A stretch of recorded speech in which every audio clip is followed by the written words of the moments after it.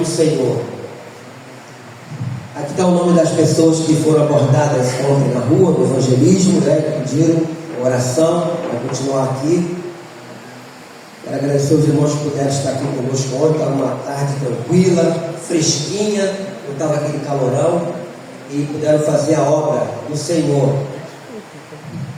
Eu queria, meus irmãos, falar nessa manhã sobre um assunto que normalmente nós falamos às quintas-feiras.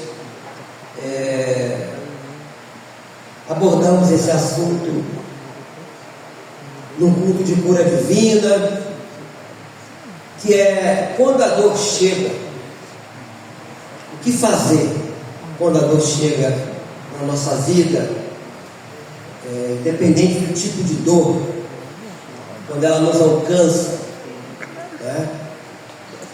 E eu já disse algumas vezes aqui que a dor, ela faz parte da vida.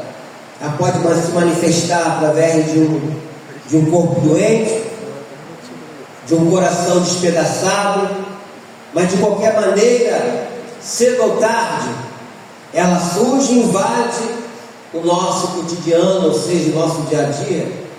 E quando isso acontece, temos duas escolhas a fazer. A primeira é culpar e rejeitar a Deus, que poderia ter evitado o sofrimento, esse sofrimento. Eu já ouvi pessoas falando assim. E a segunda é confiar que aquele ocorrido integra o plano perfeito do Senhor das nossas vidas. E em toda a história da humanidade, Jó foi a figura que melhor personificou a escolha da segunda opção. Mesmo após receber a notícia de 4 tragédias repentinas, incluindo a morte de seus 10 filhos. E aí eu peço que você abra lá no livro de Jó, por favor, antes do livro de Salmo, só para facilitar, é o livro de Jó, no capítulo 1.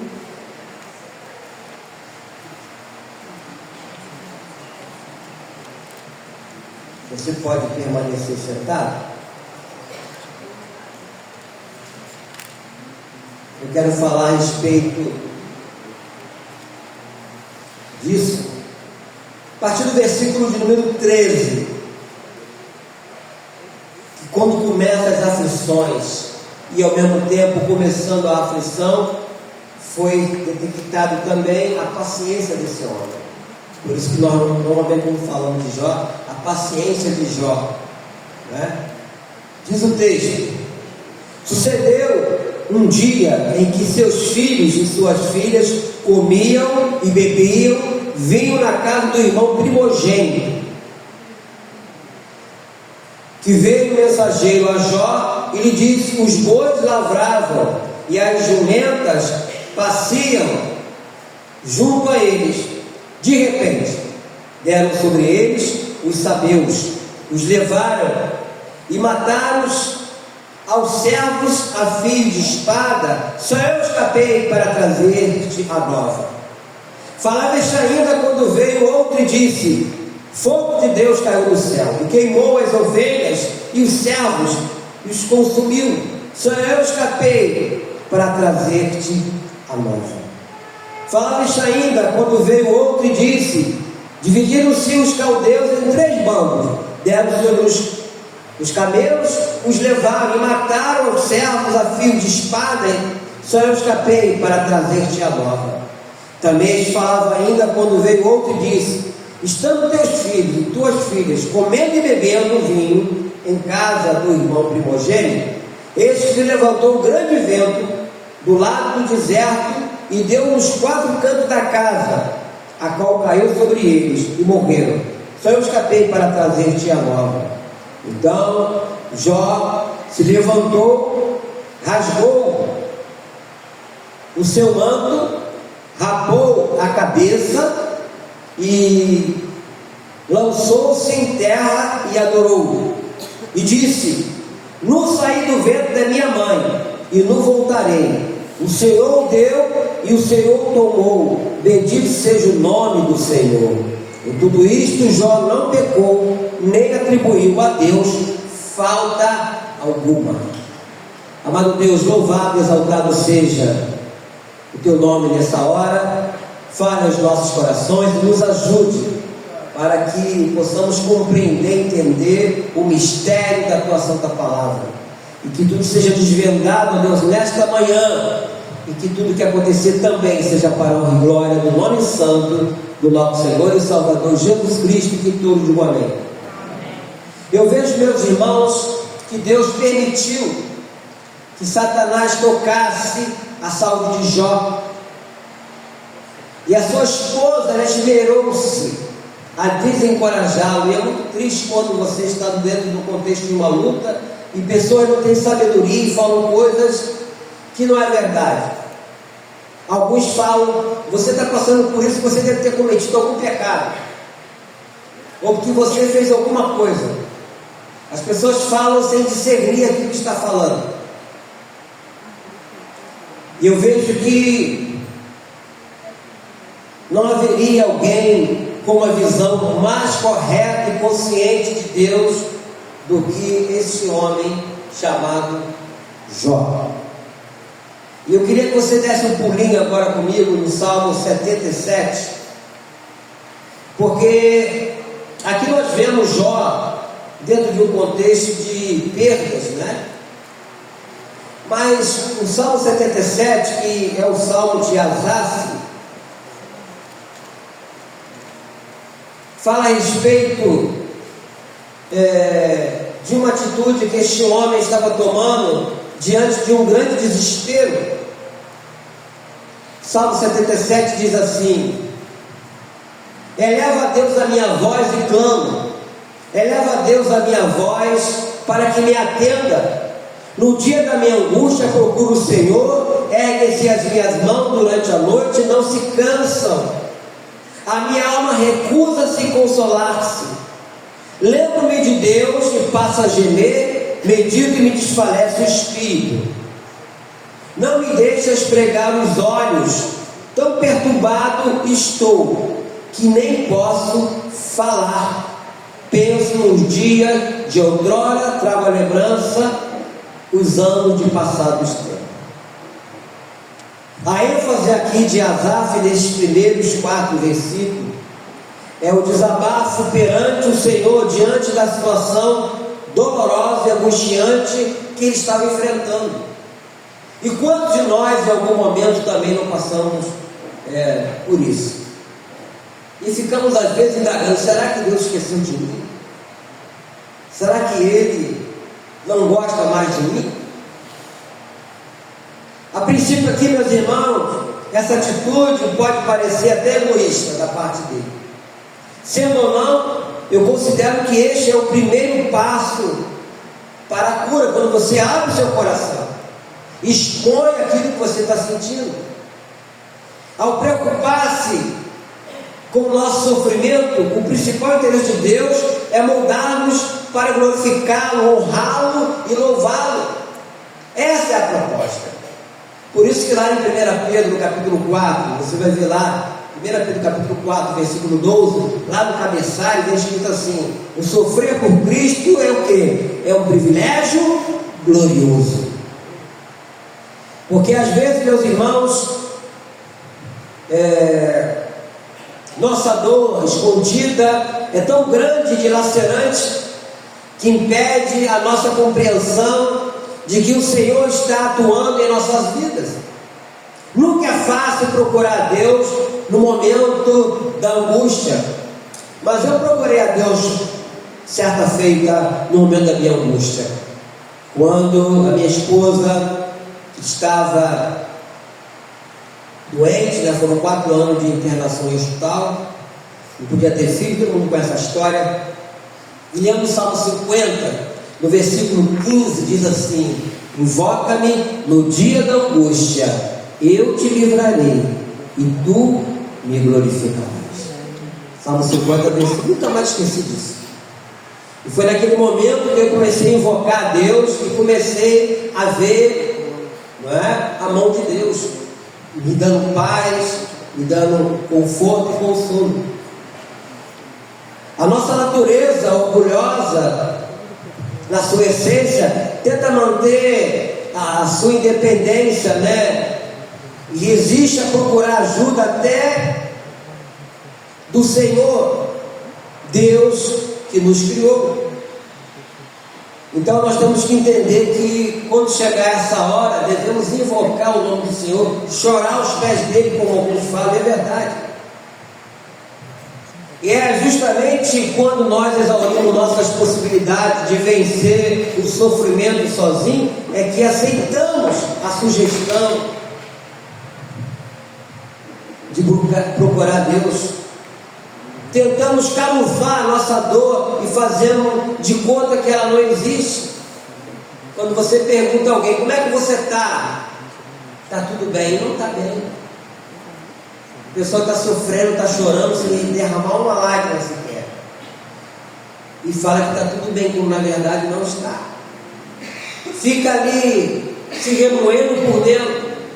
Ou quando chora para derramar uma lágrima, é escondido das pessoas. Quantas pessoas estão na igreja hoje, rindo, brincando, cantando, louvor a Deus, mas por dentro delas estão curtindo um grande sofrimento. Porque não compartilham com ninguém e fica se lastimando e questionando a Deus e dizendo o porquê. Aí nesse mesmo salmo, no versículo 7, no salmo 77, no versículo 7, diz assim, isso no momento da angústia, né? Rejeita o Senhor para sempre? Acaso não torna-se propício? Cessou perpetuamente a sua graça? Caducou a sua promessa para todas as gerações? Esqueceu-se Deus de ser benigno? Ou na sua ira terá ele reprimido as suas misericórdias? A angústia, o sofrimento, ele traz isso.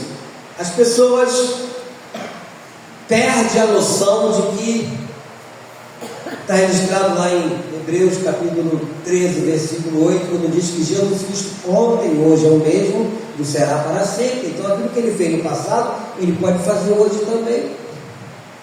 Asaf aqui modifica o enfoque de seu desabafo. Ele já não expressa o que vai dentro da sua alma, mas questiona o Senhor sobre a autenticidade de suas virtudes. E ele está aqui abalado pelo que, segundo o seu entendimento, segundo o seu entender, representava uma falha no amor, bondade, interesse e misericórdia de Deus. Ele argumenta a respeito do próprio caráter do Criador. É importante observar a reação divina, meus irmãos. Ele não destruiu ao ouvir as dúvidas desse homem, mas reconheceu a sinceridade de um coração ferido. E nós aprendemos ao longo da nossa história que Deus nunca fica enraivecido ou impaciente com as nossas perguntas, que é um costume nosso, de humanos, né? Pecadores e mortais. Ele pode ficar assim, com as nossas tomadas de posição, a tomada de posição muitas das vezes erradas.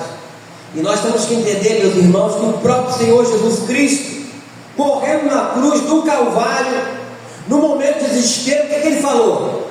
Deus meu, por que me desamparaste? Ele exclamou isso. Por que ele falou dessa forma? Porque ali estava Deus, homem, encarnado, estava ali o Filho de Deus, estava aquela pessoa que veio morrer por nós, e a gloriosa ressurreição de Cristo foi a resposta do Pai para toda angústia e sofrimento da cruz. O resultado do sofrimento lá na cruz foi a ressurreição. Jesus poderia ter desistido, mas não ele desistiu porque ele era o próprio Deus. Mas ele falou isso. E quantos de nós em algum momento não falamos assim também? Não questionamos Deus como Asaf? Jó não questionou. Jó ouviu palavra da sua mulher, Jó ouviu palavra dos seus amigos, que por eles ele deveria abandoná-lo.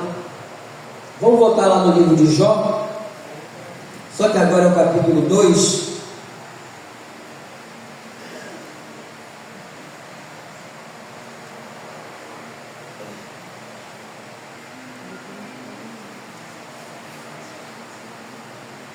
Diz assim, versículo 6 aí de Jó, capítulo 2: diz o Senhor a Satanás: eis que ele está em teu poder, mas poupa-lhe a vida. Então saiu Satanás da presença do Senhor e feriu a Jó de tumores malignos, desde a planta do pé até o alto da cabeça. Jó, sentado em cinza, tomou um caco para com ele raspasse, ou seja, entrava a casca das feridas com um caco de tinta. Aí veio a mulher. Então, versículo 9: sua mulher lhe disse: ainda conserva a tua integridade? Amaldiçoa a Deus e morre. Mas ele respondeu: falas como qualquer doida. Temos recebido o bem de Deus e não receberemos também o mal? Em tudo isto não pecou Jó com os seus lábios. Por muito pouco, meus irmãos, eu vejo pessoas hoje blasfemando contra Deus. As pessoas que lá estavam, a própria mulher, né? Em vez de trazer uma palavra de conforto, de consolo, por isso que nós aprendemos, né? Eu já sabia sobre isso, mas quando eu fiz curso de capelania, quando nós vamos visitar uma pessoa doente, você nunca tem que ficar falando de morte. Ah, eu conheço fulano que teve isso assim também. Ah, eu conheci fulano que teve. Você não tem que falar nada disso. Você tem que esquecer esse negócio de doença naquele momento, esquecer o negócio de morte. Você está ali para trazer uma palavra de incentivo àquela pessoa, falar de Deus para aquela pessoa, animar aquela pessoa, não é ficar contando história, né? Porque eu me lembro que quando a minha esposa estava internada no hospital, né, quando ela era da prefeitura, era da faculdade Gama Filho, na Piedade, e ela estava inchada lá em cima da cama, as pernas, coisa horrível. E os tios dela iam visitar ela e olhavam para ela assim e ficavam maniando a cabeça assim, fazendo assim, como se estivesse dizendo assim: não tem jeito então. Né? A gente nunca deve fazer isso numa visita a alguém no hospital. Você tem que chegar lá e falar, mesmo que o quadro seja um quadro difícil, um quadro. Tem que chegar lá e animar aquela pessoa, rir com aquela pessoa naquele momento que ela está ali, porque depois que você vai embora, ela vai ficar só ouvindo gritos. Quando o apóstolo Lito estava internado lá no hospital, lá do Albert Schweitzer, ali em Realengo, no primeiro momento, na sala amarela, muita gente lá gritando. Depois que tiraram e botaram em outro lugar. Então, você quando vai visitar, você tem que trazer uma palavra de conforto, de consolo. Mas a mulher de Jó não. Mandou que ele amaldiçoasse o Deus dele. Deus poderia ter eliminado essa mulher, não poderia? Mas Deus não fez isso. Como você vê lá no capítulo de Jó, no capítulo 42, para saber uma mulher que teve mais 10 filhos. Olha só como Deus é misericordioso. A misericórdia de Deus, o tamanho da misericórdia de Deus. E eu vejo, meus irmãos, que nós passamos momentos difíceis, nós temos que esperar pela resposta, e isso pode transtornar-nos. Eu queria fechar de novo aqui o livro do Salmo, de número 77. Só que nós vamos pular mais adiante, a partir do versículo 10, que aí já é uma outra ênfase. A forma como Asaf fala é diferente. A partir aqui do versículo 10, depois de toda aquela preocupação dele, será que Deus deixou de ser benigno, reprimiu a sua misericórdia? Aí diz aqui no versículo 10: então disse eu, isto é a minha aflição. Mudou-se a destra do Altíssimo, recordo os feitos do Senhor, pois me lembro das tuas maravilhas da antiguidade. Considero também nas tuas obras todas e cogito dos teus prodígios. O teu caminho, ó Deus, é de santidade. Que Deus? É letra minúscula. É tão grande como o nosso Deus. Letra maiúscula. É o que ele está dizendo aqui. Tu és o Deus que opera maravilhas entre os povos, tens feito notório o teu poder.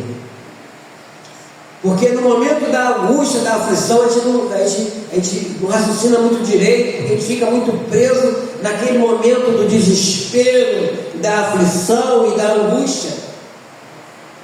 Mas uma coisa que eu aprendi, já falei isso na igreja algumas vezes, é que nós devemos sempre lembrar daqueles momentos, daqueles testemunhos que nós já demos lá atrás. Todos nós que aqui estamos, em algum momento Deus fez alguma coisa boa em nossa vida, por isso que aqui estamos. É começar a lembrar. E eu lembro, porque quando ele fala, então disse eu, isto é a minha aflição, mudou-se a destra, então disse, recordo os feitos do Senhor, pois me lembro das tuas maravilhas da antiguidade. Começou a lembrar das coisas que Deus fez lá atrás, lá no passado. Nós vamos estar sempre lembrando essas coisas, porque se nós não fizermos isso, meus irmãos, Satanás, eu podia ir lá em 1 Pedro, não é isso? 1 Pedro, capítulo de número 5, versículo 7, diz que ele vive ao nosso derredor, ele vive ao nosso, esperando uma oportunidade,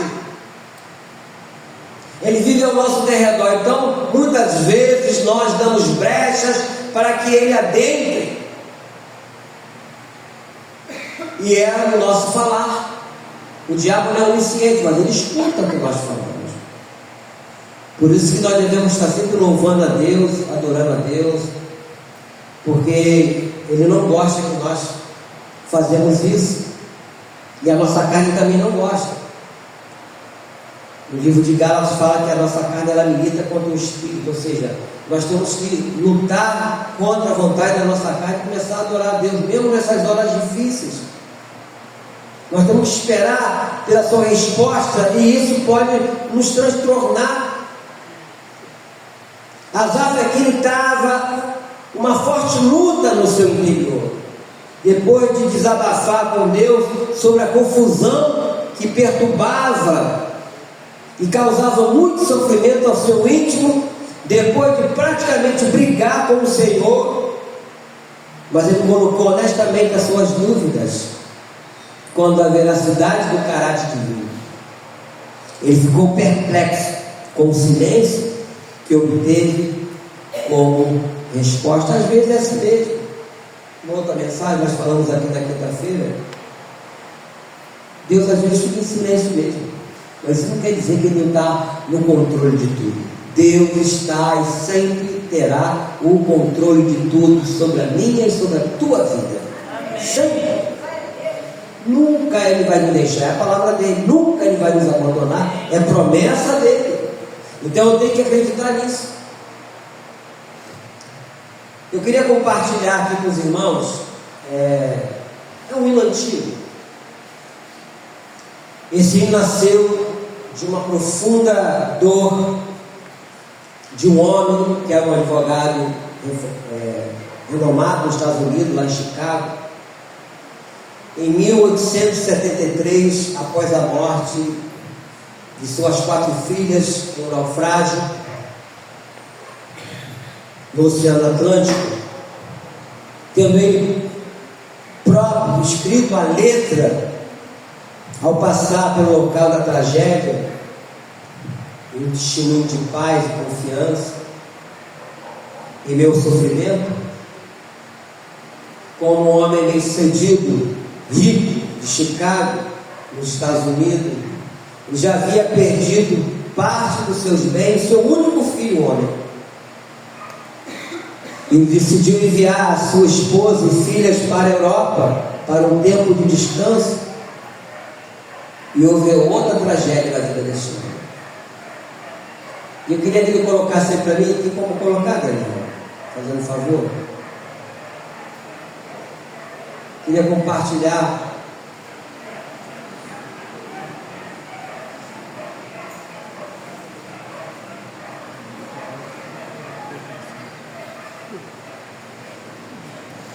O título dessa canção é Sou Feliz com Jesus.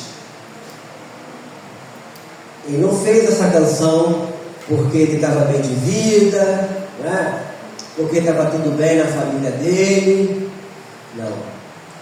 Ele fez essa canção em meio ao sofrimento. Não sei se nós vamos. Vai botar aí. Tá. Vai botar. Vai botar. Pode ser. Vai ter alguém cantando? Tá, pode botar. Faz o seguinte, tira a canção. Não, pode. Mais doce.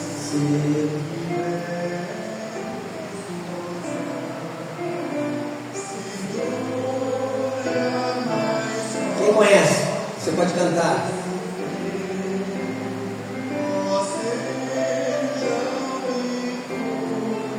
Tu me fazes saber que feliz com Jesus sempre sou. As mulheres vão falar, sou feliz. Os homens.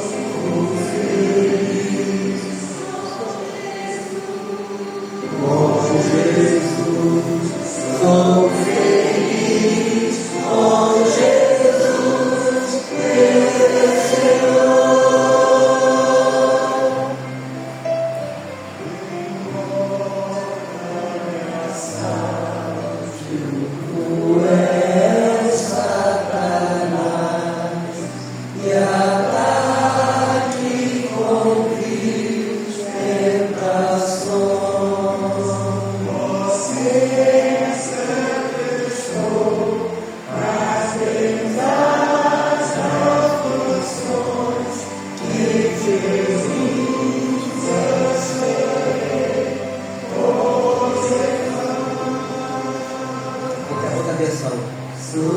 feliz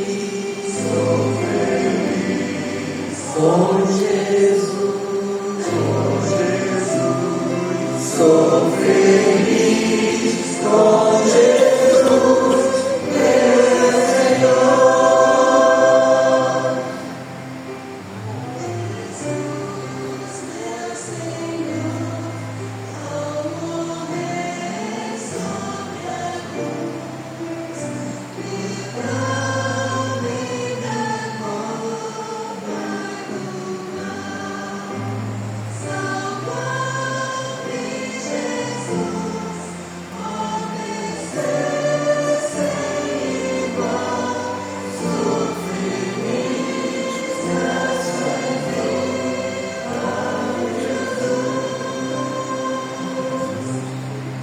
Sou feliz com Jesus, sou feliz com Jesus, meu Senhor. Tá bom. Agora você imagine uma pessoa fazendo uma canção dessa diante de uma desgraça, diante de uma perda, diante do sofrimento. Tem que estar muito ligado em Deus. E se não estiver ligado em Deus, não vai. Tem que estar muito ligado em Deus. Eu me lembro uma situação que aconteceu com uma irmã da nossa igreja, muito tempo atrás, muito tempo. O filho dela era presbítero da igreja aqui, na Bicha do Porto. Ele era policial, ele foi morto. E a irmã nunca se conformou com a morte dele. Claro que você não vai se conformar. Mas ela passava dias e dias na beira da sepultura aqui na Vila Rosalia. Aí não, né? Tudo bem que existe a dor da perda, o luto, tudo isso faz parte. Mas você não pode abandonar Deus. E até porque ele partiu com Cristo. Ele partiu com Cristo. A mulher de Jó incentivou ele a abandonar Deus, porque ela amaldiçoou o teu Deus e morra. Se ele faz isso, ele perdia. mas ele permaneceu fiel. E é exatamente isso, meus irmãos, que Deus quer que todos nós façamos. Que possamos permanecer fiel. Possamos combater o bom combate, completar a carreira, guardar a fé, em meio às dores, em meio às tristezas, em meio aos lutos, né? Nós estamos aí, nosso querido diácono Sérgio, minha irmã Deise, pela perda do saudoso irmão Luciano, mas estão aí seguindo a Cristo, estão aí testemunhando o Senhor, não abandonando Deus, mas por muito pouco pessoas têm se afastado da presença de Deus, como se Deus fosse até culpado dos acontecimentos. Deus não é culpado de nada. Nós, seres humanos, nós é que somos os culpados. E se nós aqui estamos, meus irmãos, é pela misericórdia de Deus. Amém, querido? Vamos preparar para a ceia. Vamos honrar esse